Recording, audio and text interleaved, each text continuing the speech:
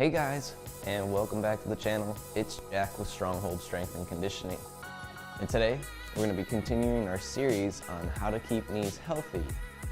Once again, looking at ankle mobility. So last week we talked about ankle dorsiflexion. This week we'll be looking at improving ankle plantar flexion, all to improve the health of the knees. But if you haven't already, take a moment to hit that subscribe button so that you don't miss out on future content like this. All right, let's go ahead and dive into it.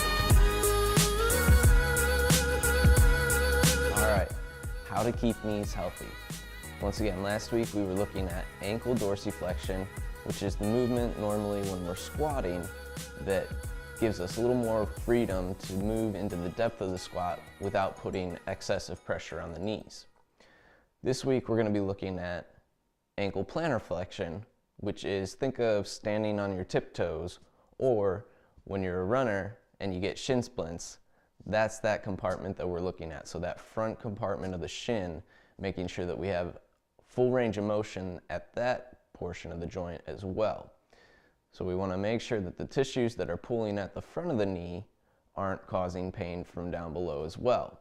So today we're going to show you that with one test and two mobilities, and we'll have you do a pre-test, post-test, just so you can feel the difference.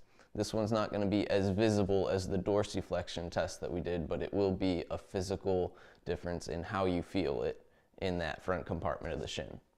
So let's go ahead, we won't waste any time, we'll dive right into it.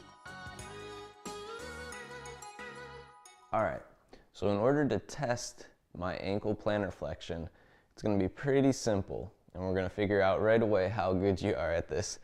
So what I want to do is take my feet, point my toes away, so the top of my foot is going to be flat to the mat here. And I'm going to sit to my heels. And what I want my heels to do is just touch the outside of my butt a little bit here. If I'm able to, I'm going to start to sit a little bit deeper between the heels. Okay, so I'm trying to keep my feet parallel to one another, not curling inward, big toe to big toe. So parallel feet. My toes will curl a little bit, but they shouldn't be pointed at one another. And I'm just paying attention to the intensity of the stretch that I'm getting right at the front of the ankle, right where that ankle meets the foot itself. Now, some of you might be getting a lot through the quads, and that's okay too, because that's part of the stretch that we're actually looking at here, is how much this anterior part of your leg is holding tension, which is putting excessive pressure at the knees themselves. So that's exactly what we're looking at, and that's what we want to open up in our mobilities today. So for mobility number one, we're going to be doing a little bit of a banded distraction at the back of the ankle. And if you watched our video last week, we used a banded distraction as well. So we have a very similar setup with a bench and a band anchored down low. What I'm going to do is go ahead and step into that band. This time I'm going to be facing the band itself, and I want to place it at the back of the ankle with my foot up on the bench. So it's just above the cap of my heel here. My foot is planted, and I'm going to step back on the bench as far as I can, keeping that foot planted. From there, I want to straighten out my front leg at the knee as much as possible. I'm just going to rock in and out a few times here. Now my goal is to keep my toes flat to the bench. I don't want them to peel up off the bench as I rock into this straight leg position. And I'm just going to do this about 5 times each side here, with a few seconds hold at the back. All right, so there's mobility 1. Now we're going to move into mobility 2 using a foam roller. All right, so we've performed our banded distraction. Now we're going to do a little self-myofascial release on that anterior compartment using a foam roller. So in order to do that, what I'm going to do is take this portion of my shin, think toward the small toes, that side of our body, and I'm actually going to angle my foot so I rest that compartment right on the foam roller there. My hands are going to be out front, my other foot's going to be out back, just kind of supporting me a little bit. And I'm going to search those tissues for areas that are extremely tender to the pressure of the foam roller itself. Now once I find those points, I'm actually going to point the toes and then curl them back toward myself. So I'm moving into plantar flexion and dorsiflexion while I'm on that pressure point itself. I might try some circles. I might roll a little bit laterally across that tissue.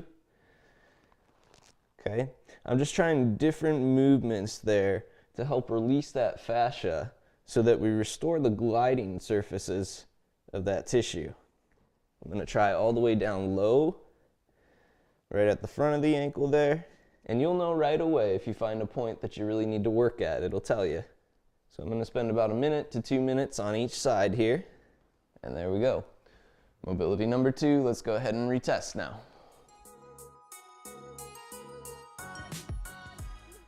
All right, so we have 2 mobilities in. Now let's go ahead and retest. And once again, we're going by feel. So think on a scale of 1 to 10, the intensity level of the stretch that you're getting in these positions. Just do some deep breathing here. Try and get myself to relax into it. Take notice of the intensity level at the front compartment of the leg there. And what you should notice already is improvement, that it's not quite as intense and you might be getting some more range of motion. That might be the other indicator. So even if it is still kind of intense, notice the depth that you're going. Right now my butt is actually touching the floor, whereas before it was just a little bit over hovering. So I have gained some range of motion already in this position. All right, so there you guys have it. Test, do those 2 mobilities under 5 minutes, retest, and I guarantee you'll already notice a difference in the mobility of the ankle in that anterior compartment, which is in turn going to protect those knees in the long runs. So if you're a runner, if you're a swimmer, if you squat, if you do any type of movement, these are going to be beneficial to you, even if it's just activity in the yard gardening. So put it to the test, give it a try, and implement it in your workout. If you guys haven't already, take a moment, click that subscribe button so you don't miss out on future videos from us. Let us know with a like what you thought about the video, and comment below once you've tested how that range of motion improved or how that intensity in the front compartment changed. If you guys need something a little bit more specifically tailored to you, be sure that you stop by our website. I'm going to put the link to that website down below in the description. You guys can go in, fill out that coaching inquiry, and we'll have you headed in the right direction in no time. Thank you guys for watching. We'll see you next time.